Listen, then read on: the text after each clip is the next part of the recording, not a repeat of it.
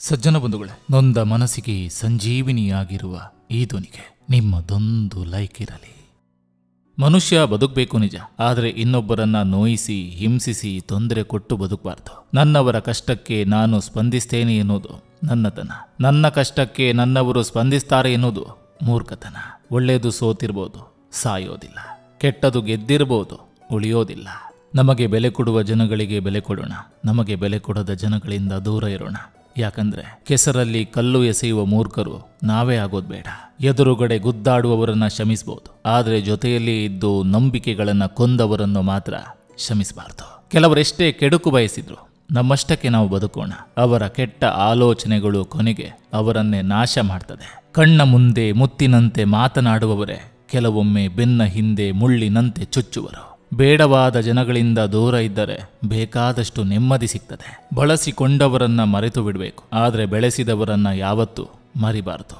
ಜೀವನದಲ್ಲಿ ಯಾರನ್ನಾದರೂ ಕ್ಷಮಿಸಿ, ಆದರೆ ನಿಮ್ಮ ಸಹಾಯ ತಗೊಂಡು ನಿಮಗೆ ಮೋಸ ಮಾಡಿದವರನ್ನು ಮಾತ್ರ ಯಾವತ್ತೂ ಕ್ಷಮಿಸಬೇಡಿ. ತಪ್ಪಿಗೆ ಕ್ಷಮೆ ಇದೆ, ಮೋಸಕ್ಕಿಲ್ಲ. ಬೇರೆಯವರ ಮಾತಲ್ಲಿ ತಪ್ಪು ಹುಡುಕುವ ಜನರಿಗೆ ತಮ್ಮ ಜೀವನದಲ್ಲಿ ನಡೆಯುವ ತಪ್ಪುಗಳ ಬಗ್ಗೆ ಅರಿವಿರೋದಿಲ್ಲ. ಯಾಕಂದ್ರೆ ತಾನು ತಪ್ಪನ್ನೇ ಮಾಡುವುದಿಲ್ಲ ಎನ್ನುವ ಭ್ರಮೆಯಲ್ಲಿ ಅವರು ಮುಳುಗಿರ್ತಾರೆ.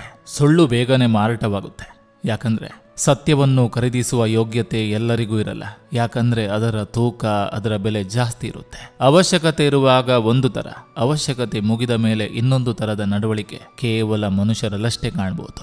ಯಾರನ್ನು ಕೀಳಾಗಿ ಕಾಣಬೇಡಿ, ನಾಳೆ ಅವರ ಮುಂದೆ ಕೈಕಟ್ಟಿ ನಿಲ್ಲುವ ಆ ಸಮಯ ನಿಮಗೂ ಬರಬಹುದು. ನಿನ್ನ ಕೀಳಾಗಿ ಕಾಣುವವರು ಯಾರೇ ಇರಲಿ, ಅವರಿಂದ ದೂರವಿರು. ನಿನ್ನ ಸ್ನೇಹ ಪ್ರೀತಿಯಿಂದ ಕಾಣುವ ಬಡವರೇ ಇರಲಿ, ಅವರ ಸನಿಹದಲ್ಲಿರು. ಆಗ ನಿನಗೂ ಬೆಲೆ, ನಿನ್ನ ಭಾವನೆಗಳ ಮಾತಿಗೂ ಬೆಲೆ ಇರ್ತದೆ. ಸ್ವರ್ಗದಲ್ಲಿ ಎಲ್ಲವೂ ಇದೆ, ಆದರೆ ಸಾವಿಲ್ಲ.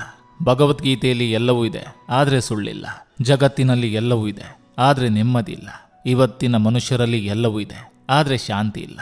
ಕೋಪ ಬಂದಾಗ ನಾಲಿಗೆ ತೆರೆಯುವ ಮುನ್ನ ಅವರು ನಿಮಗೆ ಮಾಡಿದ ಸಹಾಯ, ನೀಡಿದ ಪ್ರೀತಿ ಅಥವಾ ನಿಮ್ಮನ್ನು ಸಹಿಸಿ ಕ್ಷಮಿಸಿದ ಕ್ಷಣಗಳನ್ನು ಒಮ್ಮೆ ನೆನಪಿಸಿಕೊಳ್ಳಿ. ಸಂಬಂಧಗಳು ತಾನಾಗಿಯೇ ದೂರ ಆಗೋದಿಲ್ಲ. ಸಂಬಂಧಿಸಿದವರ ವರ್ತನೆ, ಅಹಂಕಾರ, ನಿರ್ಲಕ್ಷ್ಯದಿಂದ ದೂರ ಆಗ್ತದೆ. ನಾವೆಷ್ಟೇ ಒಳ್ಳೆಯವರಾಗಿದ್ರು ಜನ ಮಾತ್ರ ನಾವು ಸತ್ತ ಮೇಲೆ ನಮ್ಮನ್ನ ಹೊಗಳೋದು.